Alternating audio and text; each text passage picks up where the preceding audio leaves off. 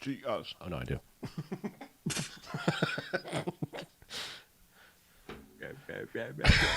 There's my notification. I have a notification and everything. Praise the sun. Cool. Let me get that link. That sweet, sweet link.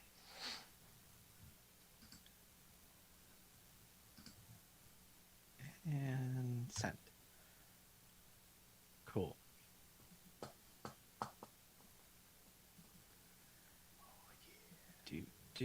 Do. First tweet. I feel like my glasses never reflected in the studio. I can only assume it's because of the angles of everything. Probably. Yeah, We have better lighting in there. we did. Especially We in that really new studio did. where we had fucking 5 million lumens. Do you Yeah, like all man. these lumens right now? I'm under the lumens. I'm under the lumens. Under We the should all just lumens. We should all just get ring lights that are just right in front of our faces at the studio. Yeah. Chuck has a ring light. Yeah. How do you like it, buddy? It's all right. Yeah. I'm Looks talking right when to we're my- back in the studio, man. Just have a ring light in everybody's face Why? so we could be blinded. We won't have to Why? look at each other. It's already great. so bright. By the light. Yeah, I see have Chuck's my ring light in his auxiliary light. glasses. Up there, Yeah. you can see it reflecting in my. I even I went like and got had the anti-reflection coating put back on my lenses, and it's still Nope. fucking there. You got donuts floating on your eyes, buddy. Yeah. Look at yourself. Oh my god. You're like a cop in a cartoon. Donuts just floating over the eyes. Yeah. I've been conked on the head, and the slot machine in my eyes is just donuts. Donuts. This is That why bit of people content tune was in. free. This is why you tune in. For us Thanks. to make stupid cartoon noises. Hey guys, boing. Zip, poo, wow. Hey, other podcasts have soundboards. We just Do they? I don't know. Maybe not anymore. I don't listen to other podcasts. I would think Michael Winslow's podcast does not have a No, probably not. Yes. Yeah, he also has like 1 million subscribers for no reason. Does he have a podcast? Of course he does. I don't even know, and I'm saying yes. Of course he Is- does. Oh. Now you have to Google that because I need to know. I need to know. Does Michael Winslow have Winslow. a podcast? Michael Winslow's The Noisecast on Apple Podcasts. Oh, So does he just go on for like 45 minutes and make stupid noises and impressions and stuff? I don't know. It appears to be defunct. Oh no. oh no. Oh One more podcast we've outlasted. Suck Yeah. it, Michael Winslow. Suck it, Michael Winslow. Okay, he did have an episode called Reggaeton Nebula. Oh wait, I gotta listen All right, to that's that. I'll be right back. that's a starting jumping off point right there. I feel like the show really came into its own on that one. It's only 7 minutes long. Yeah, Oh. it's So it is literally him making all these noises, isn't it? yeah. Probably. Yeah. I hope that's just like one episode as a theme where he's just like, I came up with a bunch of noises that are reggaeton nebula or whatever. It's just like, yeah. Man, it was like Michael Winslow was in the room for a second there. Yeah. Hey, I did not prep my reggaeton. Your Reggaeton Nebula. Reggaeton? Thank you very Okay. much. I can't keep up. I couldn't even, I use the metric system, so it's like Yeah, a reggae kilo or something. of course. Oh, there's that Zoom update that it wants me to update. No, thank you. Not right now. No, no, no. Hey, I see you're using Zoom.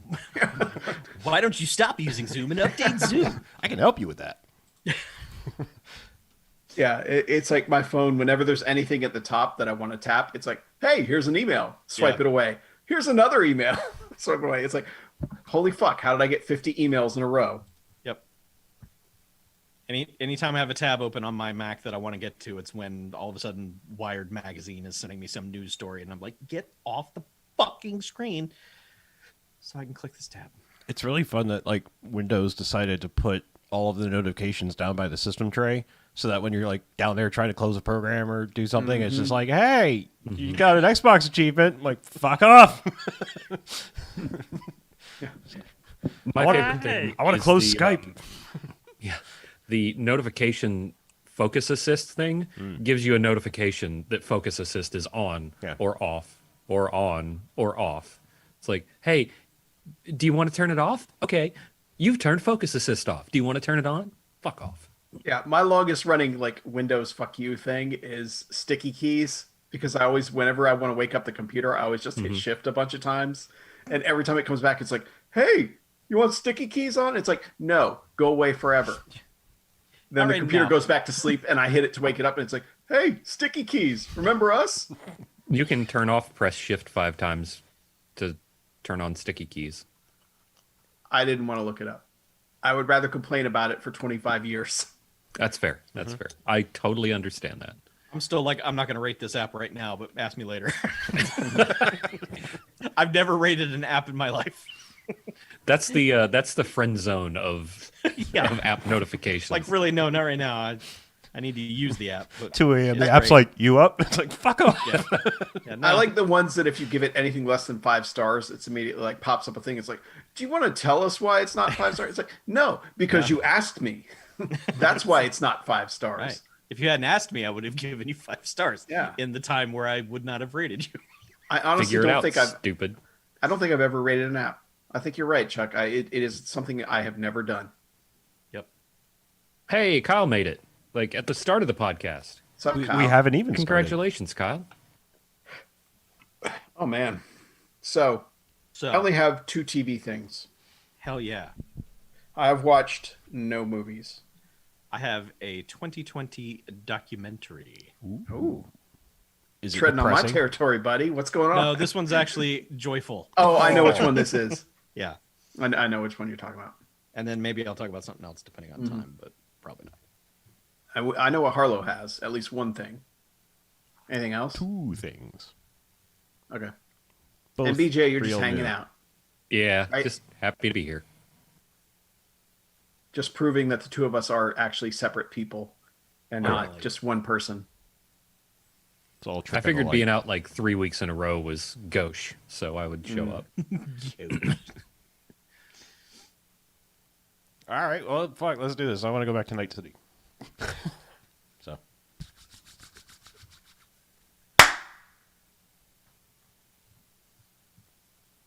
What? Everyone's rolling. Oh, yeah. Recording? Yeah, I'm recording. Okay. Okay. I thought we established that. But... Sorry. That was just to get Chuck. 'Cause I knew it would. Yep. All right. Welcome to the BMFcast Variety Hour. Hey, BMFcast Variety Hour. All right. Woo, Number 28 if you're keeping track for some strange reason. Which you don't have to because it'll be in the episode title. Right. And also, it doesn't really matter. None of these episodes are connected. We're not... Yeah, nothing matters. Yeah, nothing matters. So there's that. Yeah. But I'm Harlow in this dystopian future. Yeah. Yeah, I'm Mackie. I'm BJ in this timeline. I'm Chuck. Yeah. And yeah, this is not our normal podcast still. We're just... Oh, yeah, it is. Okay, fine. It's our normal podcast for now. It's our new normal podcast where we just talk about whatever the hell we've been watching. I don't know why it dawned on me that like we've done a number of episodes of these in a row, and then we'll like start talking about a movie, and I don't want people to like get it twisted that like we're exclusively doing bad movies, because I'm about to talk about 2 movies that I think are good, and I don't want someone to be like, "What, he's talking about Tenet? What the shit on bad movies?" You know, like. Because I'm going to talk about Tenet. It finally dropped in a safe zone. It's the variety hour is like Yeah, the second half. right. It's just Yeah. whatever we've been Just- watching. Yeah. It's the second only half. half right now. Second half for the only half. Yeah. Right. I love someone who this is their first episode Right. and they've continued to let it run to this, To this point. point, yeah, and they're like, Yeah. I don't. It's understand what's basically going on. our thing. We want to do the movies together. Right. We tried at the beginning of quarantine to do like, hey, let's all watch the same movie, bad movie, and it just doesn't work. No. It's not You know, fun. it doesn't work like it works when we're all in a studio and can We're watch all everything pulled together. in too many different directions when we're not together, and it's hard to get all four of us to watch the same thing. Yeah, we've also realized like just how much it skews everyone's individual opinion of something. Just I don't know. There's something about the group experience of watching these things. Yeah, And the we- one we were going to do this week brought threats of violence. Oh, Well, did it? What? Oh, your thing. That was different. yeah.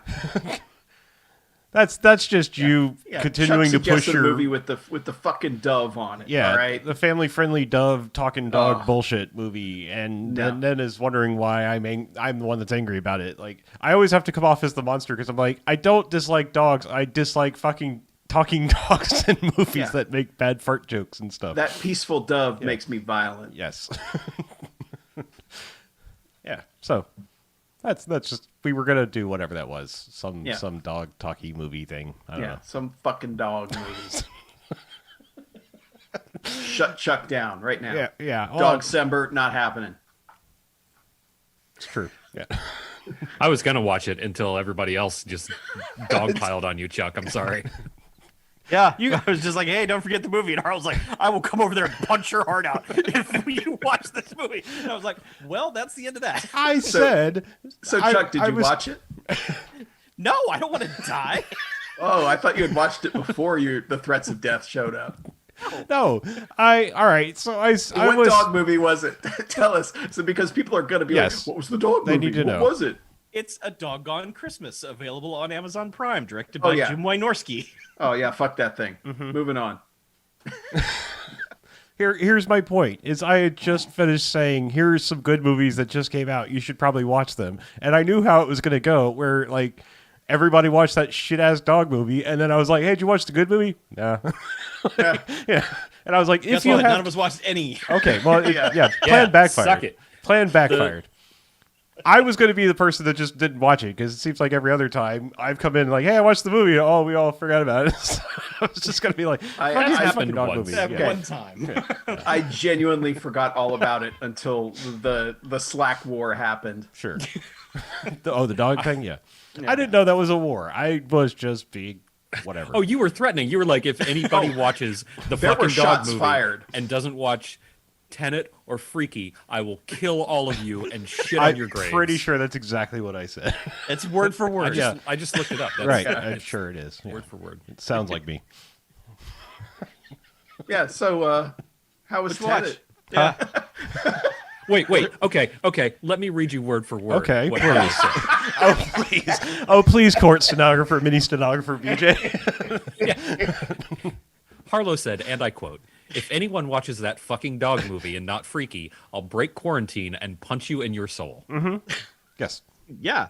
That was That shut it down real quick. I was like, well, I'm not Pretty even going to serious watch threat. it and not tell him. That's frightening enough. I don't want to get soul punched. He knows So- where you live. My So point do we is get that soul we punched for not watching either? no, we seem to be in this like currency of I have 90 minutes to watch a movie, and my point was if like everybody's so goddamn busy that they can't watch a 90-minute movie, and they are going to watch a 90-minute movie, don't watch the fucking doggone Christmas movie. Is my point.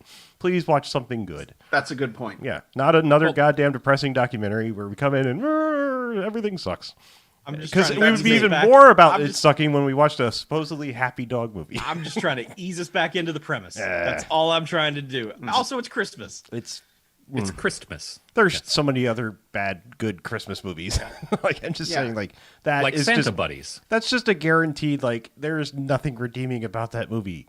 There can't be. It's as soon as you put that dove on, it's like have you seen a G-rated movie in the last 10 years? Like what it takes to get a G rating these days is like I That film cannot is say not rated, thank anything you very to much. that yeah. Huh? That film is not rated. Thank you very much. Okay. There could be fucking. There could be puppy fucking. Yeah, I don't know. Because But, you know, well, now the I Dove want to thing- watch it out of spite. The Dove thing is not an actual agency or anything. It's just something people put on their box. It doesn't mean fucking it. There's no Dove agency. There's no like company handing out the Dove awards. It's just some bullshit. I The- figured it had to Hey. go through something to get the official seal of like Nope. this Yeah. is not even remotely It's offensive. the Nintendo seal of quality. It doesn't mean fuck. All right. Chuck, that's what they want you to think. Yeah. Oh, okay. Yeah, that's what the dove people. Really, the dove people are running shit. All right. Look at their eyes. You'll see. They're the ones. Yeah. I like the fact. I like to think about that. This would be like the actual soap people, just like coming in like the soap mafia, just like, yeah, fuck you. It is called the Dove Foundation. Yeah. So Bullshit is what it's called. Yeah, they're trying to bring Yeah. back the old traditions of washing your mouth out with soap because they make soap. Follow the money. Yep. Follow the money. Anyway, I didn't watch the did you Dog watch? movie. I did watch Tenet and Freaky, as you just alluded to. Two things that were dropped recently that, had a theater release, aka a death sentence, and I didn't go see them then. So Yeah. Good for you. now they're at home, and I watched them both. I guess I'll talk about Tenet first because it's the bigger movie, and I don't know. I feel like we've been hearing about Tenet for a good year or so, like from that first, like, Yeah. what Yes. is Tenet? I don't know. So I know what it Hey. is, I think. What's Tenet? What's Tenet? Completely spoiler free. I'm just going to give you the literal most basic plot, which I think they revealed at some point prior to actually seeing the movie. But it's a freaky time travel-ish heist adventure thing. It's Okay.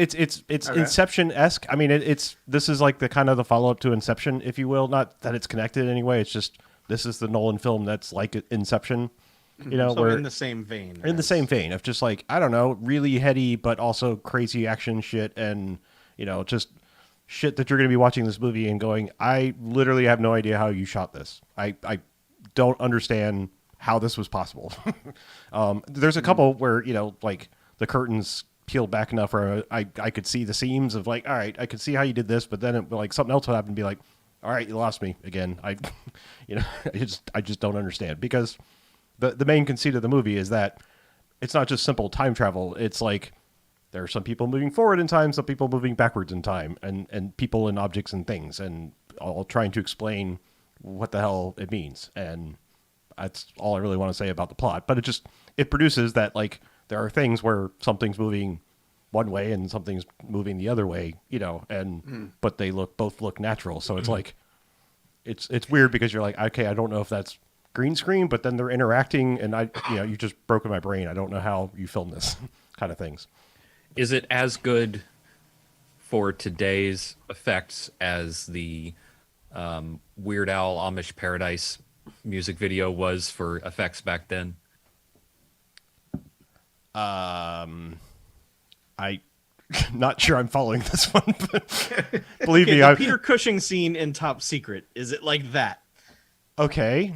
Is that where we're going with this? Okay, I totally was there a backwards talking I am in Amish Paradise, because you lost me. I'm like Yes. usually the king of loose threads and connecting them, but Which is why I'm so disappointed in I you. know. Well, that's where my Weird Al started petering off. I was like 18 when that came out, so just saying, it was like by that time I was like, ugh, I came back were- around. I'm just saying I went You through were on that. Coolio's side in that whole war. No, it was just like it was like at a point where I was like, I hated the songs that it was then parodying, so it was like I had nothing there. Like It's not I a would- good album. No, I'm saying like I was into the cool music, so I was like, well, fuck Coolio and fuck this shit, and I don't need a parody of a thing I already fucking hate. It's anyway, it was edgelordy, whatever. Everybody was at that age. Anyway, yes, the Peter Cushing thing. Yes, it's definitely like you can't. There's one thing where I was like, oh, okay, I can tell that Denzel Jr. is like acting this part backwards, because it just looks that like just ever so slightly unnatural. So they have a lot of stuff that's filmed backwards, basically, is what you're saying. Sure, yeah. I mean, it's Or like I said, appears to be. it's yeah. Like I said, there was only one scene where I was just like, oh, he's doing this backwards. Like, and unfortunately, it was also like early in the tipping of the hand of like, this is what the movie's about, and so it was like my eyes were just immediately like, all right, how's this gonna work? And it sucks because like Inception was kind of the same way, but this one's a little harder to wrap your head around. Like, I feel like Inception by the end, it's like people were like at the end of Inception, people that went, I'm confused, were not all there.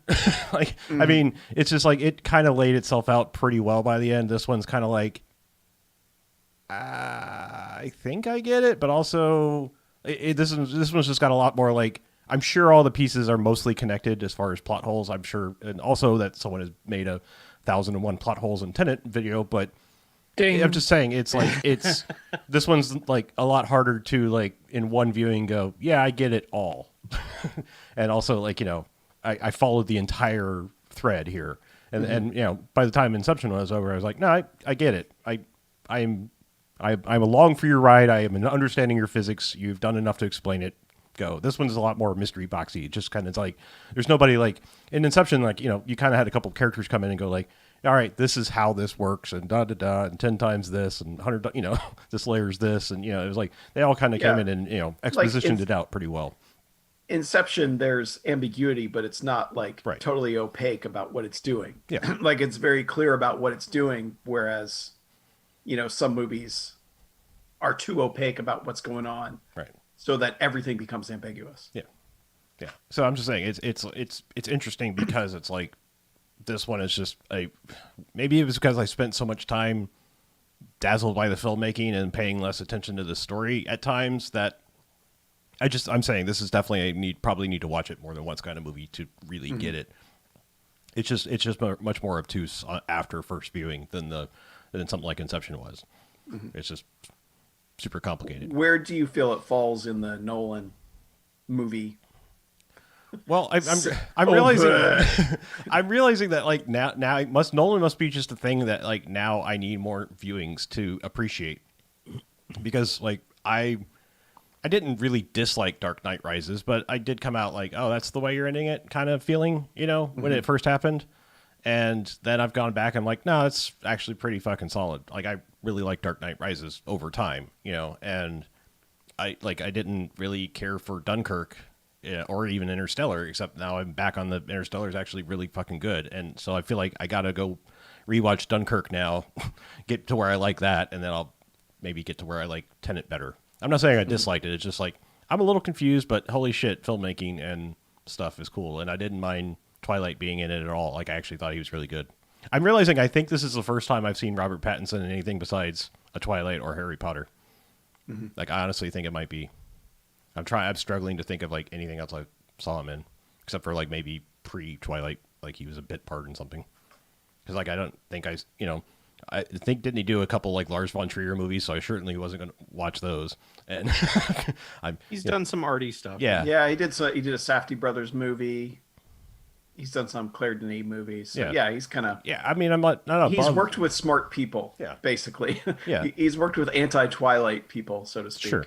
And I think he did have Batman. one sci-fi movie I meant to see, and like this, if anything, this like at least opened the door of like I'm just not immediately off put by him. Like he can be fine in a movie, I'm realizing now, and not just be like, oh, fucking Twilight guy. Yeah, good for him. Yeah, and I mean, you know, and he's like, there's a lot, you know, there's one thing I'll say about Nolan, and this is just kind of an observation overall. I mean, Interstellar is a little bit different because it's kind of starts in this like bleak, you know, town where they have nothing and everything, but very quickly it moves into like Nolan presents you with like really fancy ass places.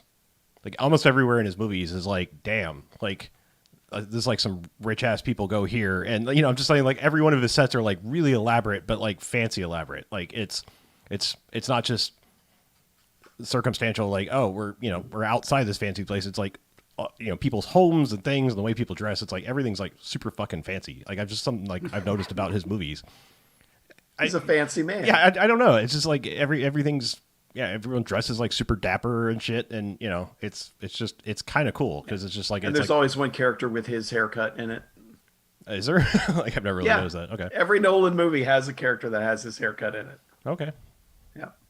Yeah, but yeah, I don't know. Tenet's good. It's just kind of confusing. I don't want to say it's like confusing because there's a lot of people like 1 star. I didn't understand the goddamn thing, and I'm like, I get it. I just like I said, there's some threads that I'm like, huh? Yeah, yeah,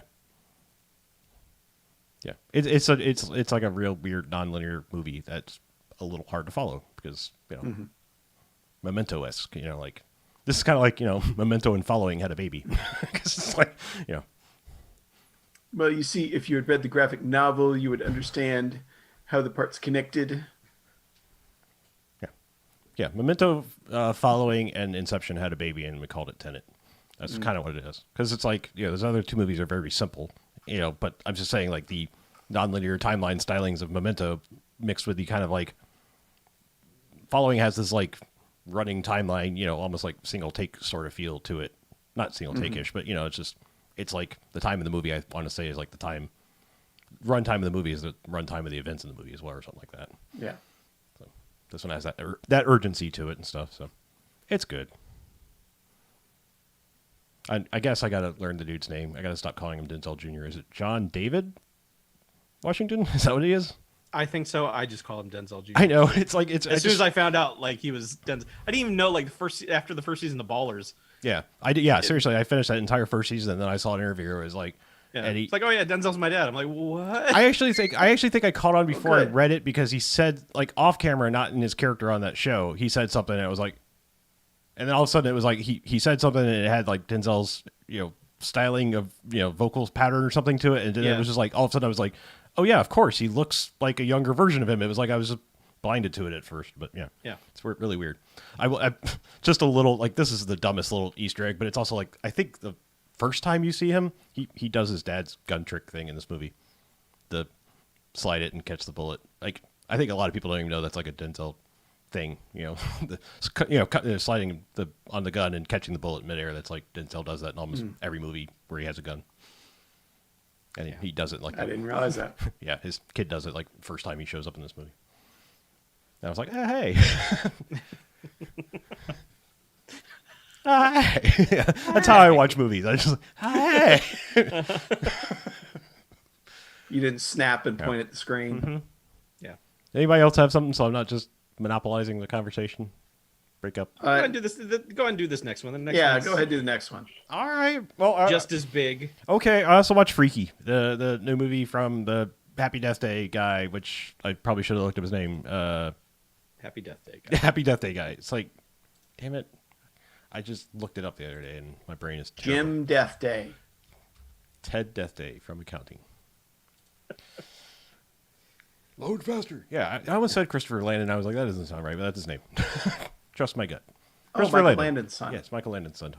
It'd be funny if he actually Also- is. I don't Also Denzel's son. It's weird. Yes. So, I don't know number wise. This is his fourth movie, I think, because he did what? Scout's Guide. Yeah. Yeah, and then the And Happy then Death the two Days. Death Days, Yeah, and then this one. yeah. So was Scout's Guide a rated R movie? I didn't even look up his filmography. I probably should have been slightly more prepared to talk about this movie. But yeah. Anyway, this is a rated R movie.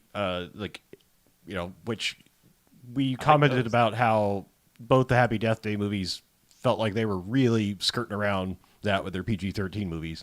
Like I want to say you were actually kind of shocked when you found out that they were PG-13. But Yeah. Yeah, because there's a lot of death in them. yeah. No, and Scout's Guide was rated R, so this isn't his first venture into rated R-ness, but he's back into rated R-ness. And it's pretty much just for gore stuff. I mean, but it's like most everything in this is comedy gore. I mean, if that makes sense, it's like nothing is played for like, oh dear God, like that's awful. I mean, everything's kind of got a Sam Raimi-esque vibe to it. Like no matter how horrific it is, it's also like it's kind of either a funny circumstance or also you're like, yeah, but fuck that guy or girl or whatever. Like the babysitter. Yeah, a little bit. Or, yeah, I suppose. Because all yeah. that violence was like, oh yeah. That Yeah, happened but to they're you, all huh? part of the cult people, so fuck them. Yeah. Yeah, sort of like that. Yeah, Okay. yeah. It's fun and interesting, and I think the biggest selling point, I probably should explain what it is it's a horror comedy body swapping thing. Vince Vaughn and what's her face, Catherine Newton, switch bodies. Denzel's daughter. Yes, Denzel's daughter, Catherine Newton. But yeah, I mean, she's, like 17, 18, whatever, in high school. And, there's a weird thing where he's a serial killer and he's going to murder her and they swap bodies. And, so. Hijinks ensue. Hijinks ensue, yes. But yeah, it's funny. And Denzel, God damn it. You got me saying Denzel all the fucking time. Yeah. You Denzel'd me. Vince Vaughn is enjoying the hell out of making this movie, which is a really fun thing to see. Because, I feel like the last several Vince Vaughn movies I've seen, he just was like, yeah, I'm here. Like, I need to eat. Look at me. He's been a sad boy for a little Yeah. while. Like, he just really seemed like he's enjoying himself in this movie. And it's really, I gotta, I'm becoming a real big fan of this director dude because, he's really good at switching genres on you really quick, and that's something that I really appreciate people being able to do and not doing doing it super cloyingly, because like there's a real earnest moment in the middle of this movie that, for all intents and purposes, is also hilarious, but it's also like it's played totally straight faced in the movie mostly, and it's really sweet. I mean, it's so it's not as good of a kind of out of nowhere heart-warming moment that happens in Happy Death Day to You, but it is still like this moment where it's just like, holy shit, wait, like 2 seconds ago we were making dumb jokes and, you know, blood was on the screen and stuff. It's really interesting how you can just switch gears like that, and it's like, shit, this is actually working. Movies are getting better at the genre blending. Yeah. Not great, like everything's not great, but like action comedies and stuff like that have gotten way better, and I think like Game Night is responsible for that, because, you know, then you get things like Stuber and Central Intelligence where you're like, okay, this works as both, whereas if this was made in the 90s, it would just be a comedy that has guns in it. Well, I mean, I don't know if you can attribute anything recent. I mean, really, Lethal Weapon movies were doing that. I mean, everyone thinks of Lethal Weapon movies as action movies because that's the section they were in the video store, and we were just like, I want to see guns. If there's guns, it's an action movie. But that's just as much a comedy, or at least the sequels tried to be. I mean, the first one's got some really dark shit in it, but it's also still a buddy comedy. But I mean, you think about a teen horror comedy, and then you watch Happy Death Day to Me, or to You, or whatever, and you know, you get that scene in the middle, the real like, oh, you know, it's Scream doesn't do that. No.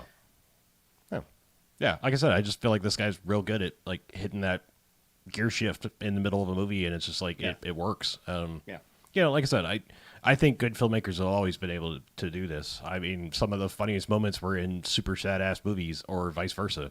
You know, I mean, if you think about it, like, yeah, I mean, a good bit of humor can break some of the funniest shit can be just to like break a mood tension type thing. You know, the Lion and Steel Magnolias or whatever. You know, like. Sally Field's crying about her daughter. It's like, here, hit her, you know, like that kind of thing. It's like, yep, yeah. So yeah, it's just, but yeah, it's a good movie. I just don't think it's not as good as the Happy Death Day movies. Maybe it's just because it's a little more conventional. I mean, this movie clearly wanted to just be called Freaky Friday the 13th. I mean, it's just like it's right there, and like the events actually happened on a Friday the 13th, you know, on screen. So it's just like, it's clearly like that's what they were going for. So I'm sure that was just like, hey, what if we did this? And then lo and behold, here's this movie. So yeah, it's cute and fun.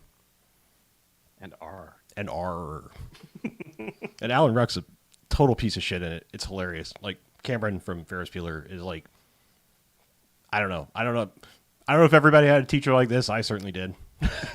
So just one of those like, why the fuck are you a teacher? It's like, you obviously hate everyone, and especially kids. Why the fuck are you a teacher? You know? Oh, I had those. Yeah. Yeah. So. Yeah. Anyway, I watched the thing. Okay. There's a new documentary on HBO about the Bee Gees, directed by Frank Marshall, director of Congo. Yes. You picked Congo out of all of that. Well, arachnophobia, and you know. Yeah. Yeah. Oh, and by the way, I can't tell you how many people have told me to watch this fucking Bee Gees documentary in the last like 4 or 5 days. Okay. At least 6 or 7 people have said, I have to watch the Bee Gees documentary. I have to clarify one thing. That guy actually is Michael Landon's kid.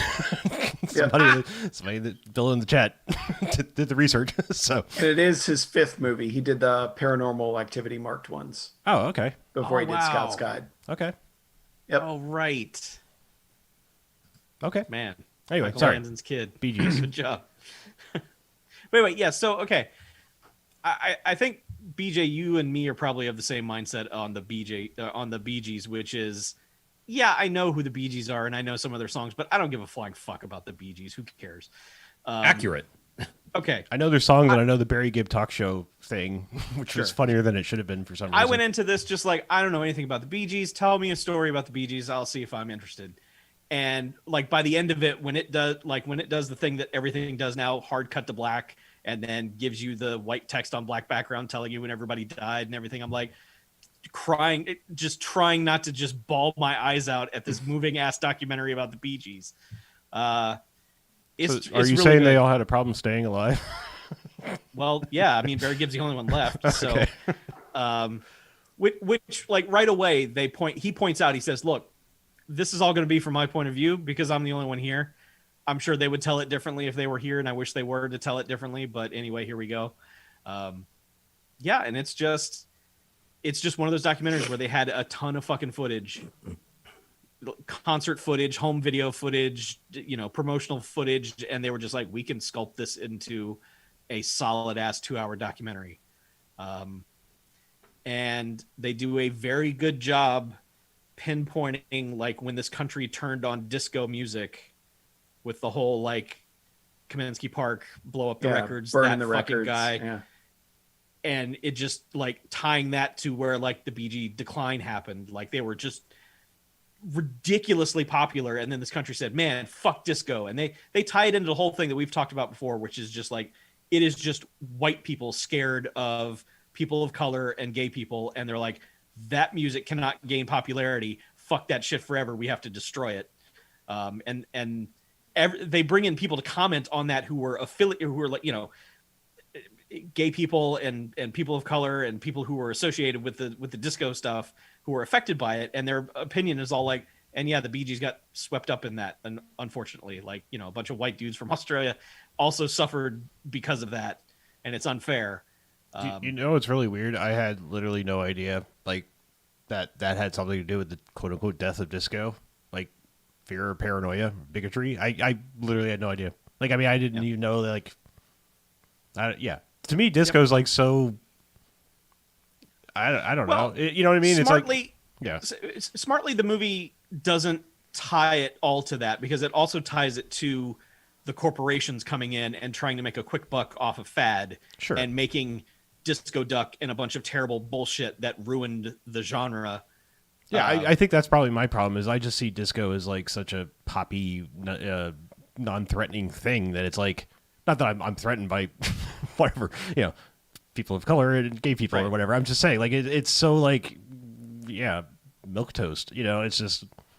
It's disco. Like It's just fun poppy music. No, I just like I can't think of like anyone being offended by it. It's like it's like I like death to elevator music. It's like okay, like that's a weird take. Just imagine all the dumb shit people fight about now. Like not even political shit, just TV shows and video games and how like movements grow up around these things about how these things must be destroyed. And just picture this happening in the 70s when there was no internet for people to do it. So they all had to congregate in public and have fucking hate rallies and just be like, we're going to smash these disco records. Fuck this shit. There's one guy who was working as an usher. It was a black guy working as an usher at the ballpark when they did the stunt. And he very specifically notes, he said, to get into the park for this event, you had to bring a disco record for them to blow up. And he said, people weren't bringing disco records. They were bringing records of black artists that had nothing to do with disco. Wow. This was like a hate event. This was just a culturally sanctioned hate event that this fucking disc jockey put on and got this whole movement going. So it surprisingly touches on a lot of important cultural stuff that happened in the late 70s for this, but surrounding all that is some really good looks at making a record, like how much of a career they had before the mid to late 70s. They've been around forever making records, and how long it took them to do the falsetto stuff it's not like that was their thing. They didn't start that until like Nights on Broadway. Which was way, and they were just like, "Oh wow, what is Nights on Broadway?" it's the Barry Gibb talk show theme that they reworked, but that's the original song called Nights on Broadway. It's informative. You look at it and go, I feel bad for these guys. Like they went through a lot of shit, and they shouldn't have. Again, I know it's all one-sided because it's Barry Gibb telling the story, and it's that there's really not. I'm sure there are things that happen along the way that probably paint them in a bad light that they don't touch upon, but it's not about you don't that. Say. Because it's a band, so of course some terrible shit surely went down. But it's like they talk about like the first time drum loops started, and it was because of a necessity that they were working in the studio, and their drummer's mother had something happen to her health, and he had to leave, and they had to get this record done, and they didn't know what to do, so they took a drum bar from one of his earlier songs and figured out how to loop it, and this was like the beginning of just drum tracks, like changing the entire industry. And they go through the whole process of like how they actually did it on the equipment that they had. So there's a lot of that stuff too, where it's like the dudes who produce the records are in there, and they're like on the old equipment showing you how they did stuff. And it's a very impressive, well put together, lots of footage, lots of talking heads documentary. All the people you would expect to be in it are in it, talking about the Bee Gees. So, I don't know who I'd be expecting.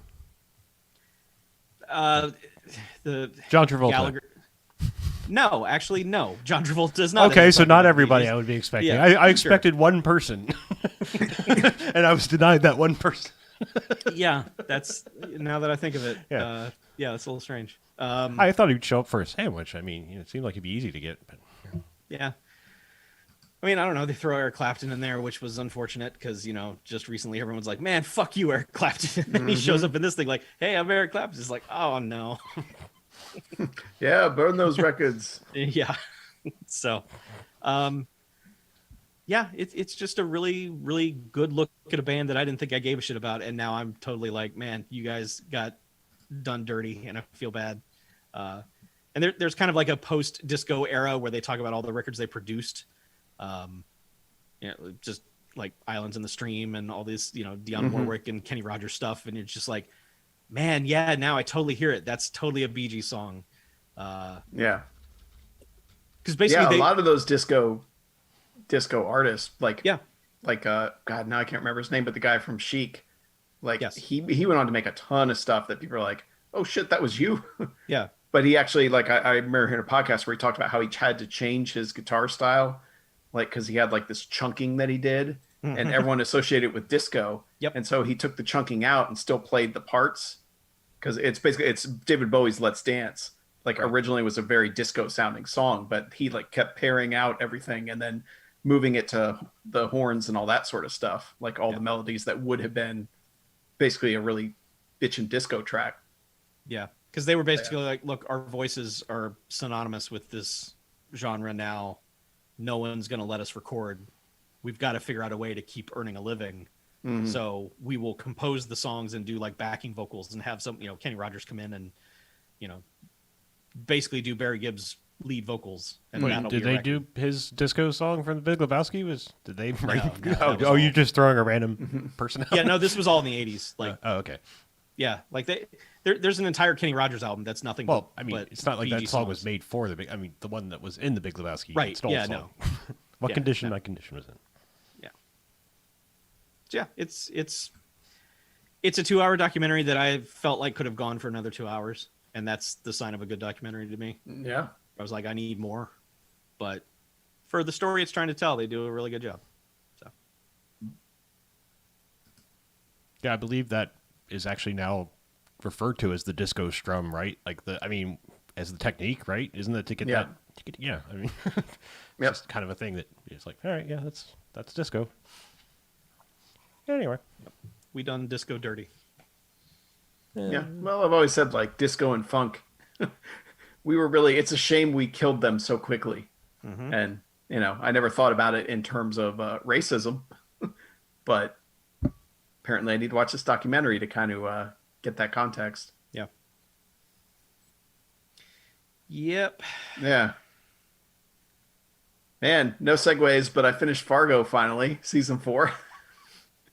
That is the first thing I've seen that is very clearly affected by COVID, because the finale is the shortest episode of the season, and it's just kind of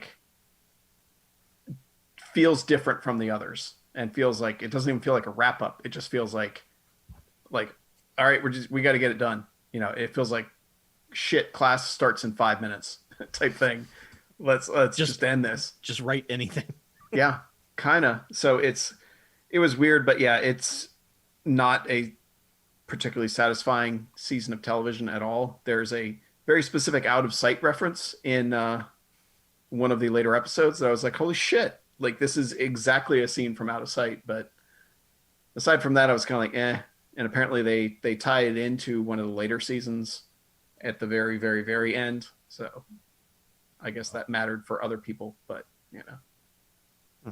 I didn't really understand it until I read some stuff online, because I'm like, why did that matter? And I think I know who that was. And then they're like, oh yeah, this is what it was. So, but yeah, I do want to go back and kind of watch the better seasons. 1 and 2 are amazing. Yeah. And 3 is not. 3's okay until you realize it's not going anywhere. Yeah. Yeah. 4 kind of feels like it's not going anywhere, unfortunately. Yeah. Yeah.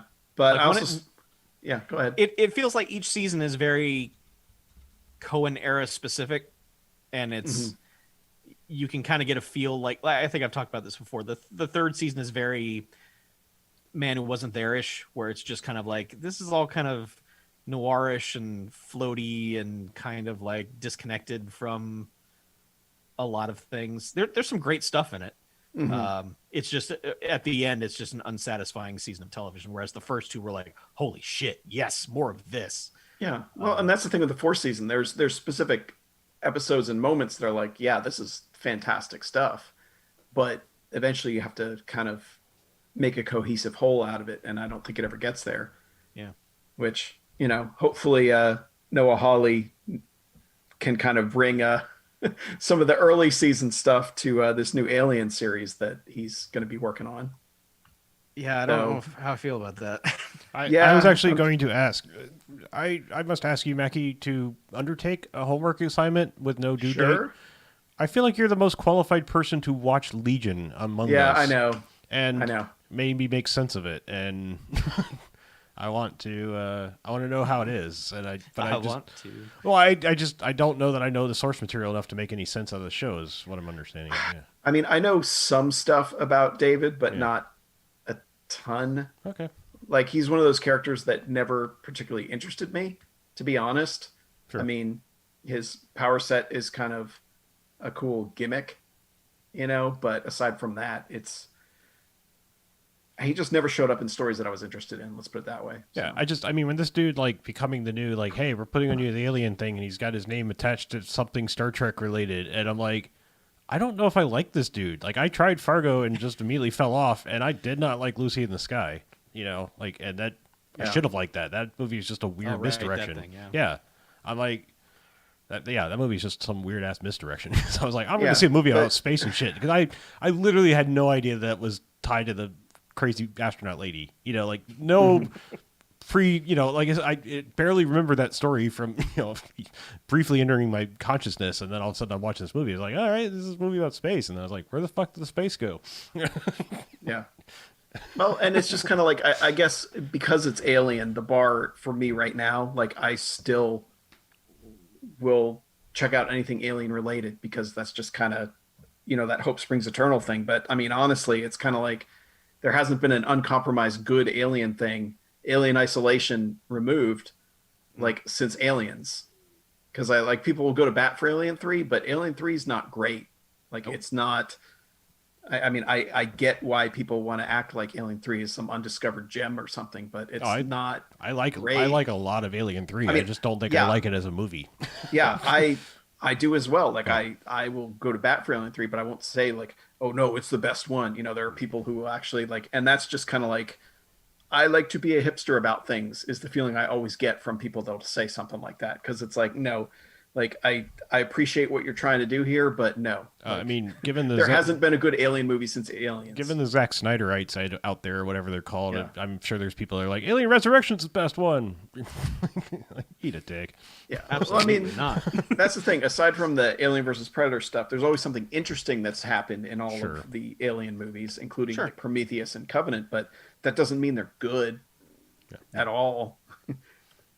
But so the bar isn't exactly high for a TV series being good, but I also don't know how even an 8-episode series, like, you got to kill off people, like, you got to have some tension. And it's like, I'm just wondering if it's going to be a case of we don't even see an alien until the 3rd or 4th episode. And then it's kind of, just I guarantee you. Yeah, that sort of shit. And then it's It's going to be one of those shows where Twitter is going to be insufferable. It's like, I was promised an alien.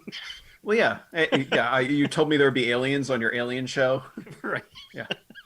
But I also kind of feel like, when you do that, it's going to be a case of, well, couldn't this have just been a 2-hour movie?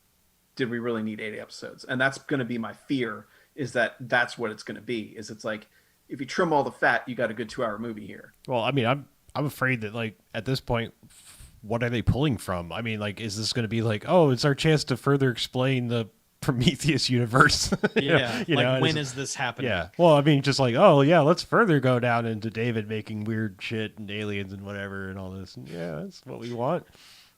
No, it is not what anyone wants. Hey, but Mackie, I think like your thing that you've said consistently, especially about Covenant, is that we're only like 5 years away from Alien. Yeah. If that, like, there's not not really fucked up that their much timeline already. Yeah. They're like, oh, we're gonna go back and it's gonna solve everything. And it's like, no, you already fucked it up. Like, it only took you one movie to fuck it up. Yeah, you're already up against it. Yeah, and if what you did is your solution, then you fucked it up even worse. So, yeah, I mean, at a certain point, just on the very basics, it's like that ship needs to sit there for a while and look decrepit. Yeah. Well, this one is supposedly set on Earth, so. Yeah. It may be like, oh, so maybe this is gonna be the Lucy in the Sky. It's like, where's the space? Like, where's the alien? I'd almost rather it just be absolutely completely disconnected from everything.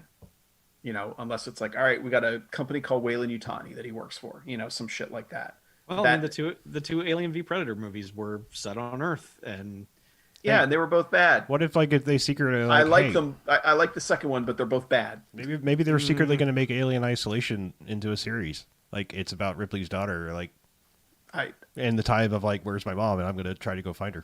I would be about that, but, I mean, that was kind of the good and the detriment of Alien Isolation, is it was so enslaved to the original aesthetic of Alien in particular, that I don't know if you can pull off... Oh, in a live-action thing? Yeah. Yeah, making a full live-action thing of that. But, I don't know. Yeah, if it's apparently of the quality of the first seasons of Fargo, then yeah, let's do this. But if it's of the quality of the fourth one, it's kind of like, eh. I mean, at this point, like, all these things he's supposedly attached to, I mean, this could very quickly become like a J.J. Abrams situation where it's like, yeah, I put my name on it. Someone else is actually running it. Like, I'm just barely there, I mean, everyone still thinks, like, Lost was J.J. Abrams' thing. It's like, no, not really. That was... Yeah, J.J. Abrams was putting his name on a lot of stuff there for a while. Oh, yeah. Yeah, I'm just saying, like, this guy he just showed up for the pitch. Yeah, I mean, this guy according to IMDb, he's only attached to, like, write one episode, so it's like, he may just be like, I'm directing and writing the first episode, and then, bye. Yeah. I mean, Scorsese's done that with, like, 3 series now, where it's like, he did the first episode, and it's like, all right, I'm executive producer, give me that money. Oh, right, that record show about this. But also, like, Boardwalk Empire, I think, didn't he do the first one of that? And then, yeah. I'm saying, it's like, I feel like it's like 3 or 4 shows now in a row, where it's like, it's Martin Scorsese's show, he did the first episode, and then likes that money. Yeah, did Sam Raimi ever do any other episodes of Ash vs. Evil Dead, aside from the pilot? I don't think so. I don't think so, no. Yeah. But they had to go on and, produce the first season of The Irishman. Yeah. Also started watching Queen's Gambit finally. That show's good. That show's real good. That show will make you interested in chess. All right. Like no, thanks. That show's good. It is like. Hey, that guy was on vinyl. Yeah. Which guy? Ray Romano. Oh, was he? Yes, he was. Oh. Yeah, he was great on. He's actually really fucking good in that show. Yeah. Yeah, but no, I mean it's a lot like, it's set in the 60s, at least the main parts of it. It starts out in her childhood earlier in the 50s, well, I guess early 60s, but yeah, it's one of those shows that really knows what it's doing and what it's going for. And I appreciate that it's much like Mad Men in that it's very slavish in its, this is the time period, this is how we're going to decorate all the sets and dress everyone, and we're going to sweat the tiny details of things. And it just kind of, it helps that mid 60s is just an awesome looking period for architecture and, fashion and just all that sort of stuff. It's super cool. So it's nice to see those settings. And as someone who actually played chess quite a bit way back in the day, like it's fun to see how they translate it to people. Luckily they only have one scene of someone narrating something like, oh, here's the part where if she checks him, he has to move, or it's check, that sort of thing. There's like only one of those at one point, and it kind of actually works. But aside from that, it's just a really, really solid thing. And, I guess I should have expected that from the guy who adapted Out of Sight, and it adapted this book to be this series. But, yeah, it's one of those things that it's better than it has any right to be, honestly. And there's one thing I don't like that they do early on, like in the first episode, that kind of, it's just a filmmaking thing that they do that redeems itself as they go along, luckily. But like in the first episode, I was like, that's kind of cheesy. And then it's like, okay, no, this actually has a purpose by the end of it. So, yeah, but I'd recommend it. I think I only have 2 episodes left, but thus far, it's been really fantastic. So the hype is real. Yeah. And like I've said, like Anya Taylor-Joy, like there's just something about her charisma that really works for me. And it's not just that her eyes are like 3 feet apart.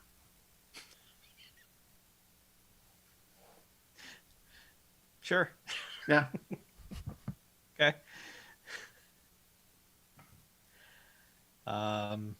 Anyone else? Anything else? I could say one thing real quick if no one has anything else. I do not. Go for it, Chuck. EJ's hiding out over there. Yeah. He's like, don't call on me. Don't call on me, teacher. BJ, what have you watched? Yeah. I just put a blanket over his head. So I'm continuing to do my thing where I'm watching all the movies that aired on HBO during a certain month in the past. Mm-hmm. And this has, it has mostly mixed results, but occasionally it reminds me of something that's really fucking great. And so far in this journey, it's reminded me of John Carpenter's Starman, which is a fucking terrific movie that then when I started telling people, hey, Starman's terrific, a lot of people were like, I've never seen Starman. I'm like, okay, listen, this is your public service announcement. Go watch Starman. You need to fucking watch Starman. It's like his most uplifting movie, his most like out of his own comfort zone kind of thing. His only movie that got nominated for an Oscar. It's the start of Jeff Bridges being a fucking weirdo when he wants to be. So it's got a lot going for it. And if you've never seen Starman, you should go fucking watch Starman. It's real fucking good. So I think the start of Jeff Bridges being weird when he wants to be was probably more like the Last Picture Show. I feel like he's just always been weird. And, maybe, but this is like... I know, it's like the carte blanche weird, where it's just like, yeah, you're a dude, man. Like, whatever. Yeah. You get to movies like The Vanishing in the 90s where it's just like, man, where are you from, dude? Like, what? Like, every movie is just like some variation on, you're an alien, aren't you? You're not real. English is my first language. Maybe that's just it. Maybe he actually did kind of start talking like Edgar when the suit wasn't fitting quite right. Right. Sugar, water. Yeah, it's weird. It's like he did True Grit, and he was just like, I'm stuck in this voice. I can't stop doing it. Because he's actually, there's an interview with him on the Blu-ray. I'm amazed that he's fucking talking about Starman, and he's doing that. And I'm like, can you not do that? Like, but no, he does that. But yeah, it's that story that made the rounds about Jeff Bridges, where he on the set will take a bunch of photos and then put together a book for the cast at the end. That's like his passion. He's got this weird like old panoramic camera that he uses, and that's like his real passion. He just on the set, he's always taking all these set photos and he puts them together in books and hands them out at the end of the production. It actually started during Starman because he was just doing it, and one of the cast members was like, you should put those in a book. And he was like, yeah, all right. So,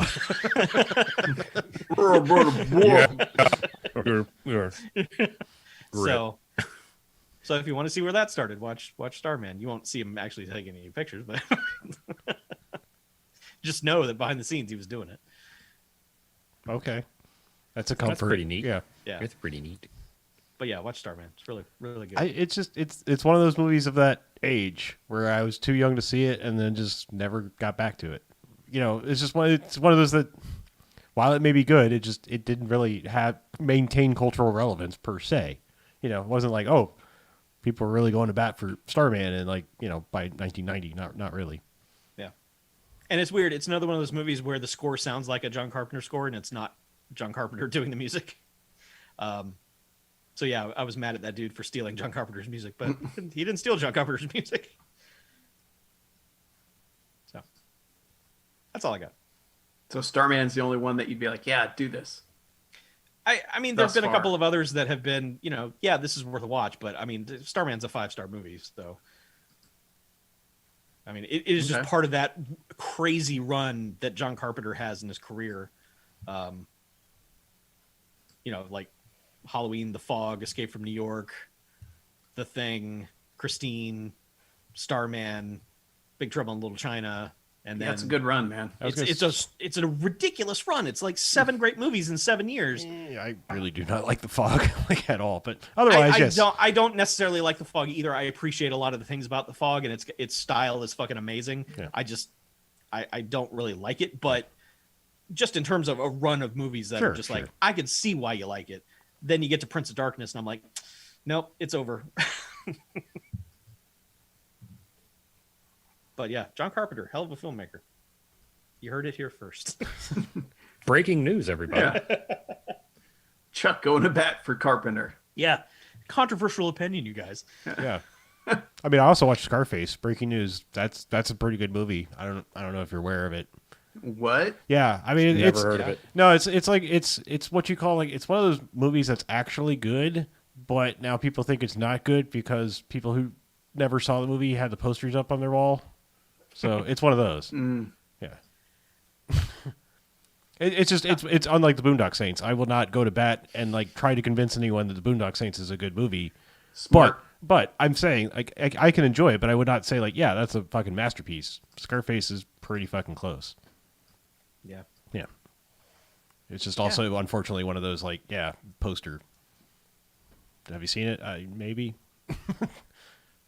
Yeah, De Palma, another one of those guys who had a run, and then it was just like, no, it's over for you. I don't know what you did wrong, but all done now. I don't know. He made that first Mission Impossible. De Palma can still make some movies that I enjoy every once in a while. Snake Eyes is so fucking stupid, but it's also so good too. It was 20 years ago. I know, but I'm saying that's a much longer run than John Carpenter had. I mean, De Palma was making good movies in the 70s. Oh, and yeah. shit. Yeah. I mean, yes. Okay. Yes, yeah. absolutely. I didn't know where your De Palma cutoff was. No. Snake Eyes is still still good, but yeah, De Palma started just. Yeah. Snake Eyes might have been the end of it, actually. Yeah, because I think it was Femme Fatale after that, but it's no. He did Mission to Mars, then Femme Fatale, okay, then Black Dahlia. Black Dahlia's all right. And then Redacted and Passion, which I never know. I don't know what either of those are. And then Domino last year. Oh, right. The one with the dude from Game of Thrones.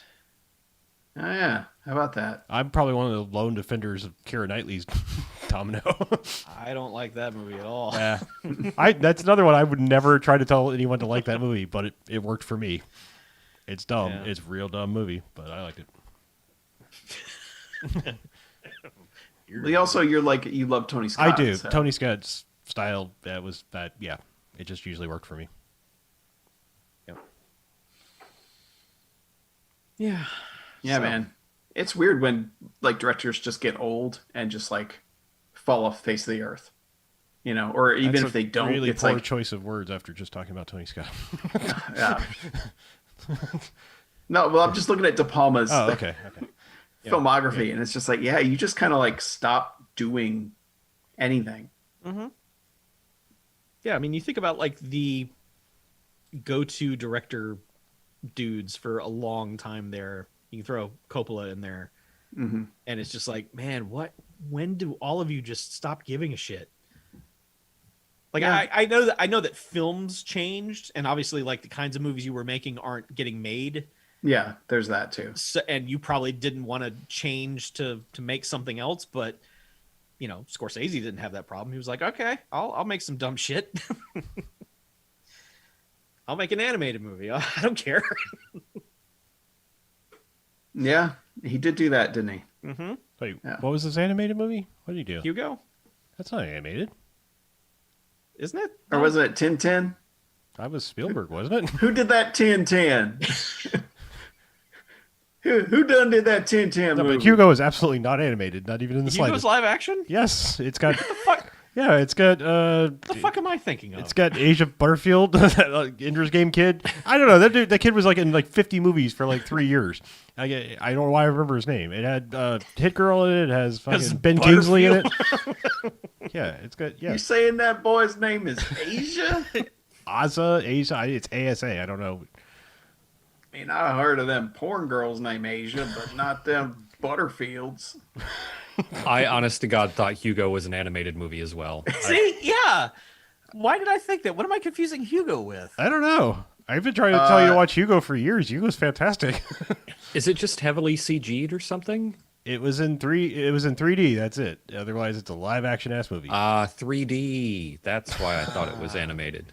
It's I mean, it was shot. It was one of the ones that was shot in 3D. So like, Okay, if you could maybe see it in that's 3D, what it's a I'm good thinking 3D of. movie. But you don't have to. It's also still just a good movie. Maybe that's what I was. Maybe I was just thinking like, oh, he's making 3D movies now. Oh. It's a great movie. It's a really good ass family movie. Plus, like it's a weird ass family movie because it's like it works for me because for once, coffee table book Scorsese works for me because he was like, I'm gonna make a movie that's sort of about George Méliès, like the filmmaker and early filmmaking shit, and it was like this is kind of fucking magical, and it wasn't about war or early gangster shit or things I don't care about. Right. Or whatever the hell Shutter Island was about. It was about an island. Yeah. I still don't know. Ooh. Oh, that's Shutter Island. Sorry, that's different. Oh, Yeah. I get it now. Yeah, and so that's it, huh? I mean, 10 years later, I'm telling you to watch Hugo, so yeah, it's still a good Well, movie. now that I know it's not an animated movie, I will. Oh, well, Yeah, right. sure, that's what was stopping you, right? Yeah, I was like, fuck that thing forever. Fucking cartoon. And I was like, Yeah, no animes, no masters. Okay. Right. no subs, no dubs. Fuck everything. It's also one of the, I should have brought it up when we were talking about Borat, because it's got Sacha Baron Cohen in it, like, doing a mostly serious role, so. I mean, he gets a little goofy from time to time, but yeah. Now I'm super intrigued. Yeah. He plays like a constable and I think has a weird, like, accent. Because they're all like, you can do this if you want to. Didn't he also play a constable and have a weird accent in Sweeney Todd? I think so, yeah. Yeah, I'm Yeah. pretty sure like it's almost the same role, yeah. Okay. Yeah. Except I think that was British accent because it was a Sweeney Todd. Like, all right, come get your meat pies. Yeah. That's perfect. Yeah, I know. I was a Dickensian child. I know. Yeah. I can tell because of all Yeah. your rickets. What an Oliver Twist. Yeah, let's wrap this up. Give us some contact information, please. Yeah, go to the website, bmfcast.com. That's where we keep all the things. And then go to patreon.com/bmfcast, and that's where you give all your money. The end. Well said. Much shorter than Great Expectations. I can't argue any of that. Yeah. All right, well, let's get out of here, shall we? Let's- Okay. I am Harlow, not animated. I'm Mackie, partially animated. I'm BJ, too tired to be animated. I'm chucking 3D. Oh, so you're Hugo. Yes. Okay. Somebody say the thing. What a story you're weaving. Somebody say the thing that makes us Say leave. the thing so we can end the show, BJ. Oh, and this is BMFcast out. I Thank you. totally forgot about that. Jesus Christ. Been gone too long. Yeah. I'm very tired, and I have developed a headache over the course of the last hour and 11 minutes. Oh, I'm sorry. So- Cackling in your ear over here about animated. No, movies. your volume's fine. I've got it Oh, okay. toned down.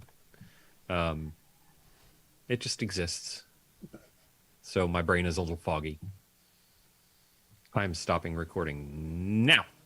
Oh, yeah, that's a good call. Yeah, excellent call.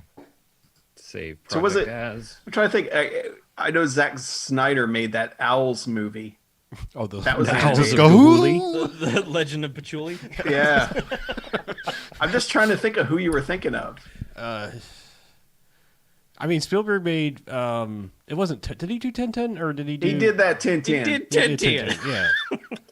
Okay, That I mean, Tan.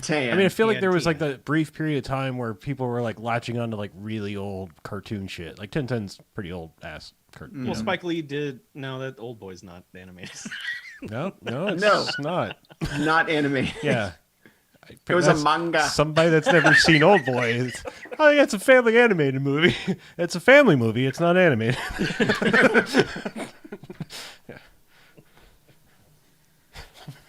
Man, I forgot it was a manga. Yeah. Yeah, I forgot he remade that. Yeah. Why bother? I don't know. Well, 'cause But that's Spielberg's always the doing that question. 10, so he was like, I've been curious to watch that since it came out, and I still haven't. Like, it must be a very low level of curiosity to watch that movie. The Old Boy remake, but yeah. God, what the hell am I I thinking? mean, of? I It's guess not you know, like, I just typed in Google what famous director made an animated movie. I mean, It Zemeckis tells made me Polar Hayao Express. Miyazaki. I mean, well, Oh. Zemeckis made several animated ass movies. He was doing that like weird quasi animated / based on human movement, like Uncanny Valley bullshit for a little while. See, I thought that's what Hugo was. It's I thought not, it was yeah. one of those. It's Yeah, I thought it was like a Zemeckis. That thing. was Polar Express and Beowulf are the only two I could think of that he inflicted Okay. upon the world. Yeah. I'm glad they stopped doing that shit. Yeah, that was not good. No. No, That Polar Express is all right. I don't. I flipped that on somewhere, like back when I had like cable days, and that was one of those like. I think I flipped it on and got up to do something else, and it was just one of those movies I realized was like really annoying to hear. Like Christmas Story, like I think I've said this before. If you're not watching a Christmas Story and it's on in Yeah. another room, you will. Oh, God, you will go yeah. postal. It is You will the hope worst the fucking- brother dies. Yeah, and I can seem to recall like Polar Express invoking or evoking the same response for me, where it's just like turn that shit off. It's just like a kid screaming for like 5 straight minutes, like fucking Polar Express. This shit's on rails. How can it be that out of control? Yeah. It's a missile the Predictably. size of a Chrysler building. I mean, there's an expression that corners like it's on rails. Polar Express is on rails. Predictably, all anyone cares about on the internet is what animated directors made live action movies later. It's like, nobody cares. Yeah. Yeah, I don't know. I'm trying to think. Like, Fucking I Reddit. can't think of anything Scorsese come close to animated. Thinking of. I mean, Richard Linklater did that Scanner Darkly thing I referenced earlier, which is another one of those weird hybrid things. Animated movies. Wes It's Anderson got like a did a couple of 4-word them. letter title too. Hugo. Right, but different. Oh, Oga. Oh God. Oku. Chappie. It could have been Chappie. Chappie. That's Chappie. I'm still going to do that to Jen when Pattinson shows up when we're watching Tenet. I'm just going to leave her and go, that's Tenet. But she won't get it, so it's a joke that will only work for me. What movie did you do that to me during? A movie we saw in theaters. I think I did it to Chuck during Bumblebee. Yeah, he did. You did it to me at some You did. movie. I just And- burst out laughing in the middle of this semi-packed theater. I've done it to everybody at some point, I think. I don't recall what movie it would have been. I was just mad that you had beaten me to it. I feel like it only really truly works if like the character's name is right there in the title. Like, you know, yeah. That's like, Shame we didn't watch Scooby Doo together. I could be yeah, like, that's that's Scrappy. That's Scoob. How do you whisper an exclamation point? That movie had an exclamation point at the end. It was Scoob. Scoob. Oh, that's right. They made that. Yeah. That Who movie was directed that, animated. Chuck? Yeah. Quick, who directed that? I don't know. What directed that? Raja Scooby movie? Gosnell. The guy's name I remember making the other Scooby-Doo movies because it's such a weird name. Raja Gosnell did it? I believe he did the first two Scooby-Doo. Isn't that the bad guy from one of them Batman movies? Yeah. He was a character in the Mystery Men. The Blue Raja guy. Raja. The Blue Raja Ghul. Yeah. Yes. Raja Gosnell. We are the worst movie fiends. Yeah. Kind of are. We like to have fun here. Yeah, Yeah. but WMF doesn't look as cool on a wallet. So we got to stay the bad movie fiends. Yeah. Man. Good times. So yeah, there's a vaccine. That's good. Yeah. Pretty I good. won't get it for like probably 4 or 5 months because of my age and all that. Yeah. But You got to get you some comorbidities. yeah, let me just go pick up a couple at the store. Did you say horror amenities? What? Comorbidities. Yeah, you know. Is that people Oh, what that did they live with say, you like, that the could di- possibly live or die or something? What is it?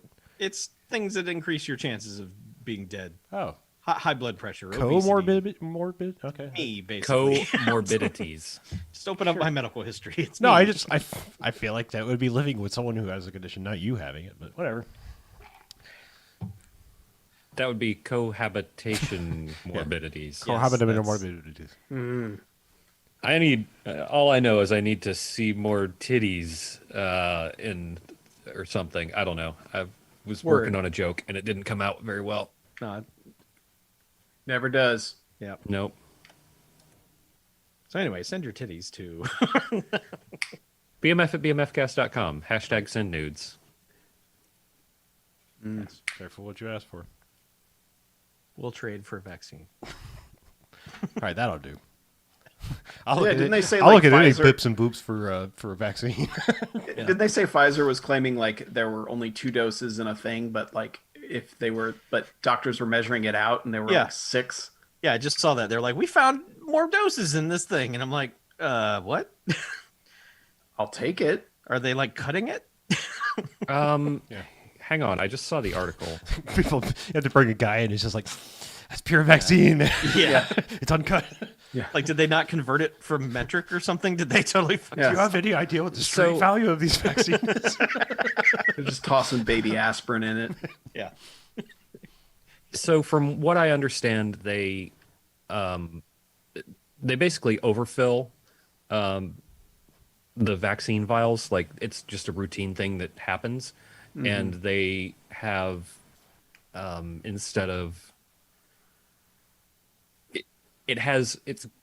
the vial is supposed to have enough for at least 5 doses, but they've found That it actually has 6. like 6 or sometimes 7. So Hey, the more the merrier. Bonus. Let's get this Yeah. over with. Yeah. Or at least let's get everyone else vaccinated, and then I can see if they grow a 3rd arm or something, or Yeah, let's do that first. superpowers, and then Yeah. Yeah. didn't we have somebody in the Discord who had signed up for one of the trials? I'm sure Jens signed up for literally all of them. Yeah, Yen Yeah. signed up. For The Jens was Captain Vaccine. He's like, give it to me now. Yeah, Like- like, like- all over me. Yeah. I guess he didn't get chosen or something. I don't know. There was somebody that was in a trial. I don't know. Maybe they are dead. Maybe they just Yeah, they just don't post anymore because they're dead. right. Be that. They grew a third arm through their heart. Wow. Not even Value. that. That's kind of impressive. Kind of cool. You know I don't speak Spanish. Uh, I did that to So my are we parents. casting I did next that to my week? parents' dog all the time. 'Cause, he was. yeah, I was going to ask you guys, how do you feel about Oh. next week? Next Wednesday is the 23rd. Yeah, I'm it's not Christmas fucking Eve going Eve. anywhere. Yeah. Yeah. I have Christmas Eve and Christmas off, so I mean I'm cool with casting. Not Yeah, going to I'm any fine with Christmas it. parties. Nope. We are getting- Are we watching the Christmas Chronicles too? I mean, if you guys want a dog movie that takes place at Christmas, can recommend one. I don't think these other two have seen the first Chronicles of Christmas. I have seen the Christmas Chronicles. Okay. I nieces. Did we not watch it proper? That was an extra. You guys watched it for extra. I saw it with my niece and nephews. I was like, that's okay. Independently or something. You've seen it too, BJ? Christmas Chronicles, the first one? Yeah. Okay. Well, let's all watch I talked about Chronicles that last 2. year. That was last year, man. It was I 100 did years too. ago. Yeah. Well, let's all watch Chronicles 2. Christmas with the Chronics, too. Let's not watch Christmas with the Chronicles. I would watch Christmas with the Chronics. If Snoop did a fucking Christmas special that was Christmas with the Chronics, I would watch nothing but that. Yeah, you're right. All right, then. Let's watch that next week, fellows. Okay. Sure. I We'll can have do a that. Christmas episode. We'll wear sweaters, Santa Claus. drink eggnog. Oh, I have nog. I'll drink the nog. Okay, Nog. I'll fucking drink that nog. let's do it. Let's Christmas it the fuck Yeah. up. Toss that nog down my throat. You are aware of the existence of a Snoop Dogg Christmas song, right, BJ? I mean, you can kind of have your.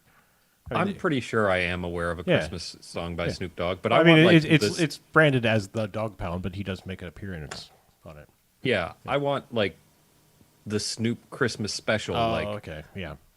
I'm Like the Bill fairly Murray certain thing, but he with and Martha Snoop. Stewart have done one.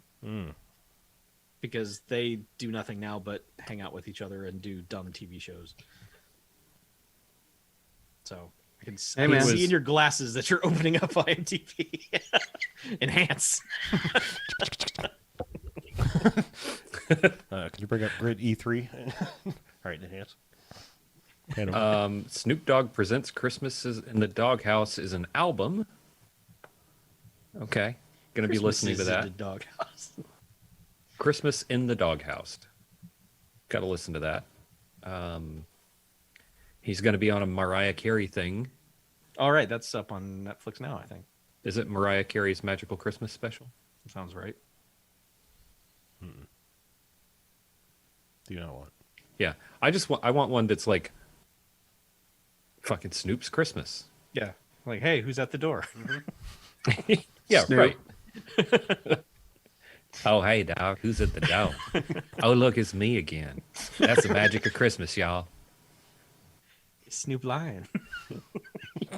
Yes. Yes, I It was want just Snoop for the to bring reggae back, album. I want Snoop to bring back Snoop Lion for the Christmas special. We see here during the year that you were Snoop Lion. Nah, I wasn't being naughty. I was a lion, yo. That wasn't me. He has a new Christmas song. Came out in November. What is it Too called? early. November 30th. That's a weird title for a Christmas song. What's it Yeah. called, Chuck? Doggy Dog Christmas. Which sees the Nice. hip-hop veteran rapping about the type of foods he'd enjoy on the holiday. He's rapping about nachos. Hey, man. You know what they say, rap what you know. They made this song for Beavis and Butthead to watch that new show, if they're still doing that. I hope so. Yeah. I have heard that there are torrents of all the original episodes with the videos. Yes. So I need to get on that. I think Harlow has them all. Yeah, I have them all. You do have them all? Awesome. I think courtesy of Chuck, actually. Yeah, there was one dude who was like, I'm going to find the best quality of all the original episodes, put them all together in one compilation, because they've just been murdered over the years. And Yeah. You can't find shit anywhere. Yeah, and the rights with all the videos, just like they didn't even bother. Yeah, it turns out they really didn't have the rights when the show was on. Love A it. lot of people were very upset. Love it. So, Is that why they just did like YouTube videos in the Yeah. revival about 10 years ago? Was that 10 years Yeah. ago already? yeah, I think it was. God. Yeah. I went back recently, like within the last year or two, and finished that season and was just like, yeah, It starts out really good. it does. And then it's just like, oh, And then once they get to the Cornholio episode, it's like the life drains out of it. Yeah. I well, they was did like an hour-long episode where they're like drone pilots or something. And Yeah. I'm like, man, what in the hell is going on? But they did review It's So Cold in the D. Yes. So Yes. That is always playing in my head. yeah. But it's the Beavis and Butthead version because they're like, this is hard to dance to. It's so cold in the D. Yep. Oh, well. All right. All right, gents. I will see you for Christmas next week. All right. I'm Alrighty. going to update my Zoom to 5.4.2 now. Oh, Yeah, snap. get them effects. Yeah, zoom them in, zoom into it. That's what I do. All that shit. Merry Christmas, everybody. Bye. Merry Christmas. You Hey,